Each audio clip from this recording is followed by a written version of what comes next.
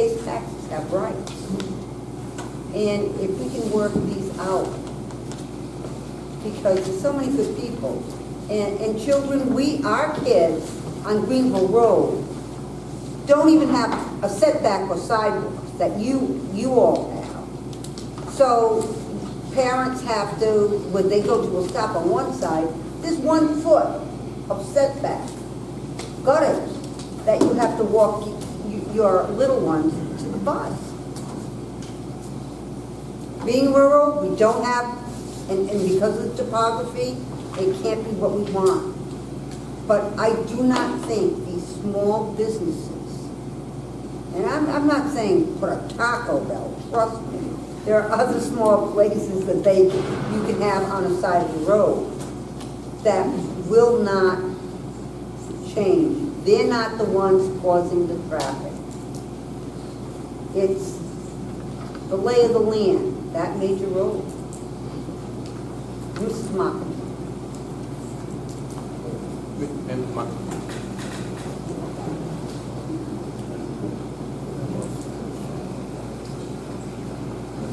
Maureen Marcantonio, 31. I can't hear you.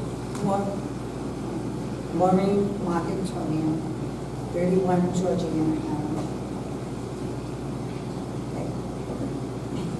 What kind of a buffer are they talking about? I would have to go to planning before we, Now, originally, the business highway in that area only went back 200 feet. So is that what you're talking about, business highway, just 200 feet? well, my original thought was that, yeah, he would continue the residential up on the top end of that, and then only the bottom part towards the road would be the business highway. Yes, but like I said, originally, I lived here 42 years. Originally, that business highway, which was originally Gene Hoy's place, went back 200 feet. It was granted a little bit more because all the outside storage he had there. So we allowed him to build the building and put the stuff inside. Okay? But I mean, 50-foot buffer isn't going to cut it. Not even 100-foot. And right now, I believe even some of the residential land is being used as business, which it should not be.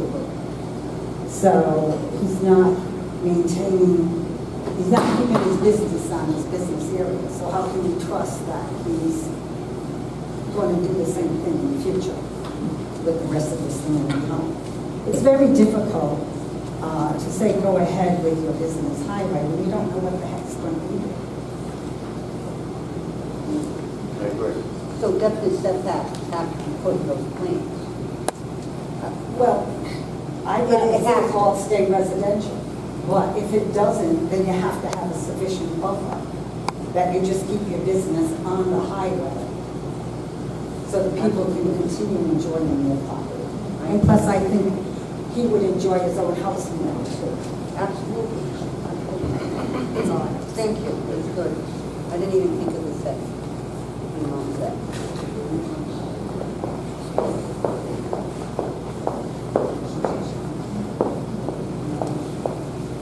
MJ Perry, 123 Carlton Avenue. I just have a couple questions or concerns or clarification on the house.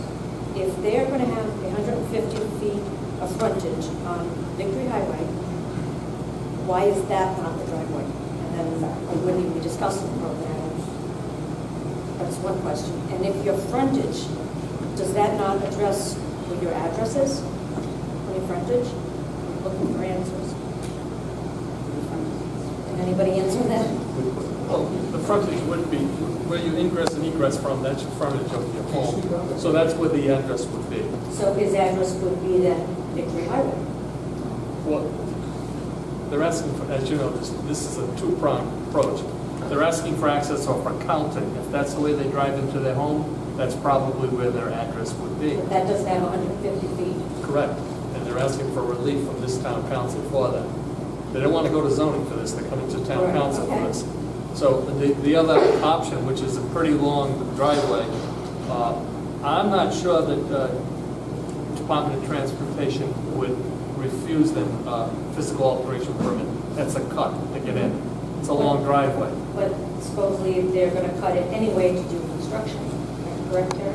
No, I'm looking that they're going to come down near Southern New England, where Timmy used to be, where the body shop is, and come through that way. Well, Mount Pleasant? No, it's off of 102. So they would pull down the side of where the suntan Yes, yes. and go down the hill and through that way. Okay, That is where I would like to see them accessing it during construction. okay. I misunderstood, I thought you were doing. No. Okay. So I guess just wherever your address is where, I always have where your frontage, but I need clarification, that's all. I don't know, Mr. Kravitz, can you answer that question? Yeah.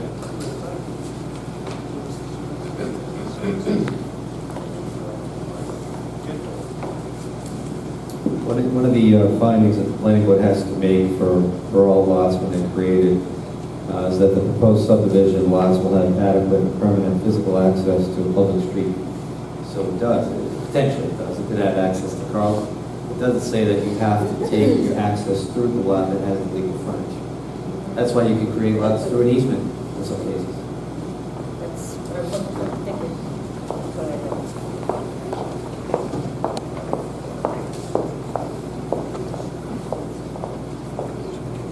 Okay, is there anyone else who wants to be heard? Okay, I'll entertain a motion to do one. Please. All right.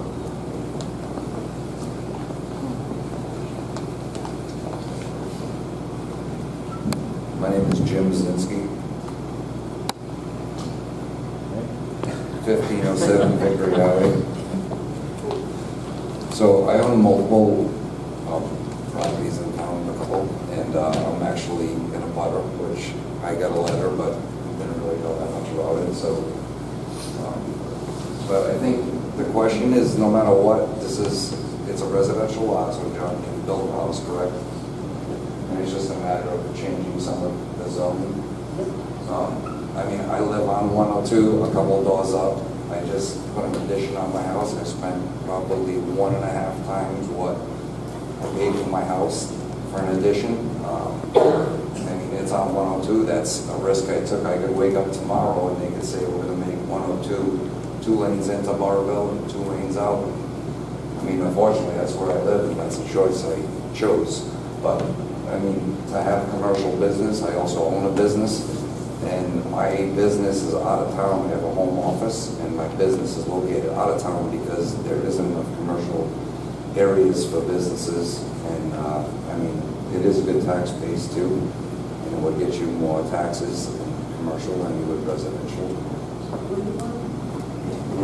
At the one you want me to bring the I'll move to town gladly. Give me a place to move to. I'd be more than happy to. I've lived in town my whole life, and I don't want to. My business is out of Waterville now. So, like I said, again, it isn't by choice, but it's, because we're limited to areas that we can have businesses. So it is a highway, it is a state road. I mean, like I said, I live on it. It could be an extra lane tomorrow, and I could have cars in my front door, but that's the choice I took to move there. Because you do have frontage and setback, so. We'll be working on that one.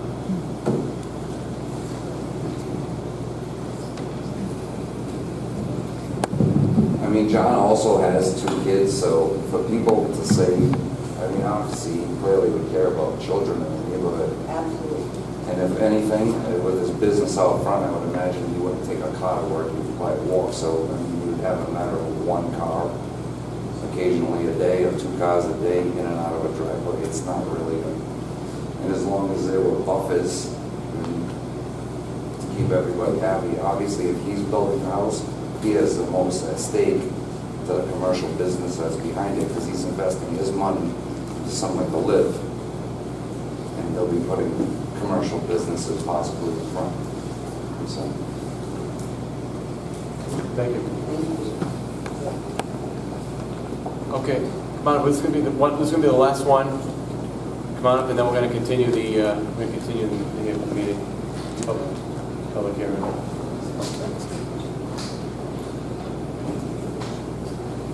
Ward Maynard. Sorry. Yeah, Ward Maynard. So again, I just wanted to address the issue of capacity of business highway in the town. There are empty office space in Brindos, in the Slayersville Plaza. We've got, as I mentioned earlier, the 16 acres next to Rite Aid. You have Branch Run, which is, I think, being worked on to expand that. You have the property across, that was the recycling place that's been purchased. I believe that's going to be renovated. The capacity is not an issue. I think, to Mr. McGee's point, where he's talking as an abutter, but I think part of it was being on the council. That's the flavor I got from it, is that, you know, we need more business highway. Making business highway is not going to bring the business in. There's no plans for this business highway as it is now for Mr. Russo's. Making this something business highway is not going to bring the business in. We need plans. Thank you. Mr. Rockman, is your last name Maynard? Or, Yeah. are you the abutter on it says it's Plat 4-396? Elizabeth Landon and York Maynard. Okay, I'm Next sorry. to- I thought you identified yourself as last name was Maynard, but not Maynard. Maynard. Okay, it's not listed as Maynard on the No, it's under my wife's. Okay, that's fine. I just wanted to know what. Now, the other thing, earlier you said you had a petition signed by the neighbors. Yes. For the record, would you mind submitting a copy to the town clerk so that it'll be with the town? You mind? Thank you. President, need a motion to extend the meeting. Mr. President, I'll make a motion to continue the town council meeting to 10:30. We're done by then? We're done. Okay, that's a motion. We have a second. Second. Roll call. Mrs. Bottomoli? Yes. Mrs. O'Hara? Yes. Mr. Zelinski? Yes. Mr. Sherwood? You got me already, Dan. Already. Yeah, we're gonna, what? We have to extend the meeting. We're going to extend the meeting. It's no big deal. It's just a procedural thing. Oh, We're past that. We have to continue the meeting. I couldn't hear you. I thought you had provided it next. No. So what we're going to do now is we're going to, I'm going to make a motion to continue the public hearing until, what date do you want to go with? Second meeting in January? Both the public hearing and the meeting. Yes. Yeah. Continue. Second meeting in January, then? Is that the next one? Anyway. Yeah, okay. Second meeting in December, how's that look? Nothing, oh, that'd be good. I can't make it. 17. December 17th for the continuation of the public hearing and the deliberation of town council, does that work for you? Sorry. Mr. Russo, Is that?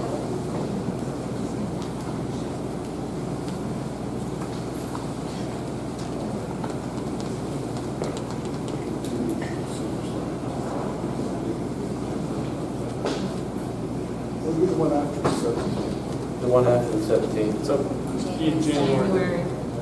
January 7th.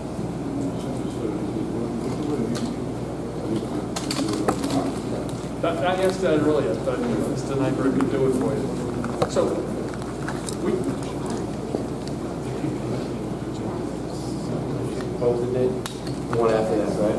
January, what's the first meeting? 7th. January 7th. We could continue it, and if you're not done on time, we'll just continue it again. Is that fair? All right, so that would be the motion. Motion to continue the hearing and the meeting and the public hearing until January 7th. Second. Roll call. Mrs. Bottomoli? Yes. Mrs. O'Hara? Yes. Mr. Zelinski? Yes. Mr. Sherwood? Yes.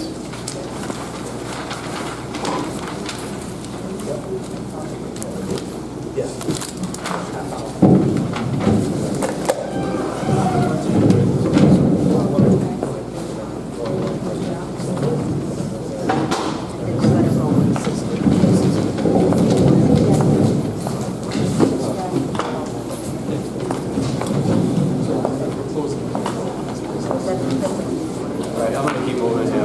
get late. All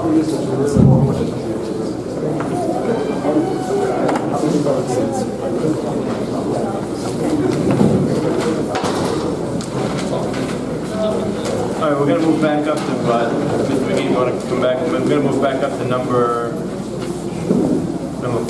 6. Discussion by council vote or other action on acquisition or lease of real property for public purposes or the disposition of public health property wherein advanced public information would be detrimental to the interests of the public. 27 Main Street.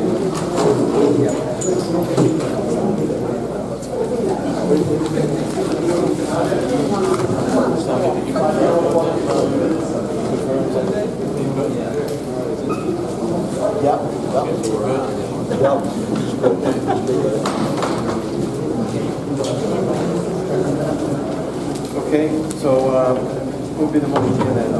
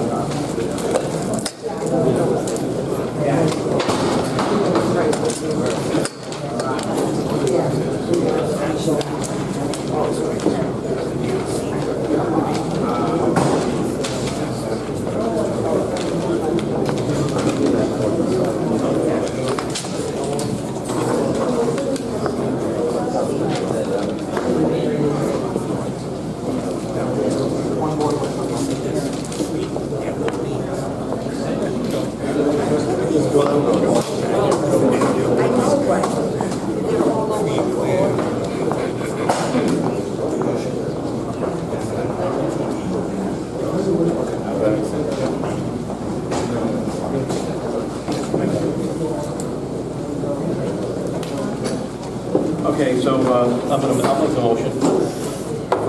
I'll make the motion to enter into a purchase and sales agreement for the property at 27 Main Street for the price of $160,000 and to authorize a deposit of 10%.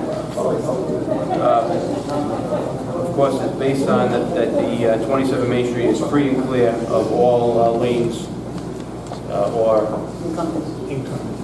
Yeah. Design this way. Second for discussion, Mr. President. Do we have a second discussion, Mrs. Zelinski? Yeah, I just, there was a lot of background noise going on. I just want to make sure that we identified it, did we, as item number 6 on the agenda, that we're coming back to this? Yeah, I read that out. I read that before. Okay, thanks. I'm good. Okay. Anybody further discussion? Anyone have any comments about property? I just think it's a great piece to help us get into the rec field. That one lane is a disaster. I think it's the best the best way out of it. It's going to be easier to build the road in there. Cheaper, and you're going to have more parking. And it opens up the park so you can. A lot of times you drive by, it's like a driveway. You don't even see it. Oh, I know. So it's going to be opened up right from the library open. So you'll be able to go right from the library right across. It's a great spot. I think that everyone will be happy with it. Mostly everybody. Anyone else? Just to reiterate, public safety is paramount too. So ingress, egress of rescue vehicles and children running around. It just makes sense to do this. I'm glad that I have an opportunity. I'm glad that we're voting on this today, so I have an opportunity to vote in the affirmative on this because I think it's a great thing for the Chico Park and for the future generations of families and children that will benefit from this. Your grandchildren will be I'd like to thank them for working with us. there. I mean, what? It just, the park has a lot to offer. You have Scholars Hall, it just makes sense, especially if you're revitalizing the area in front of it. It just, I agree. Don't talk me on the sale, right? enough said. Motion, you have a second? Second. Oh, okay. I made the motion, and you want to second it? Second. We have a second by Mr. McGee. And authorize the administrator to execute the purchase and sales. Yeah, I read all Did you say that. I that? read all that. Right.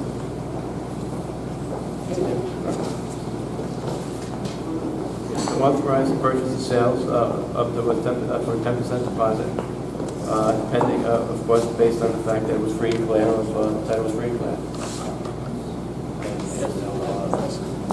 Yeah, that's what I was saying, authorization for the administrator to sign.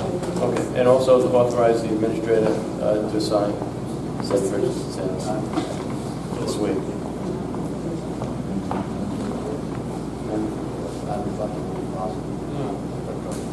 Non-refundable deposit, is that,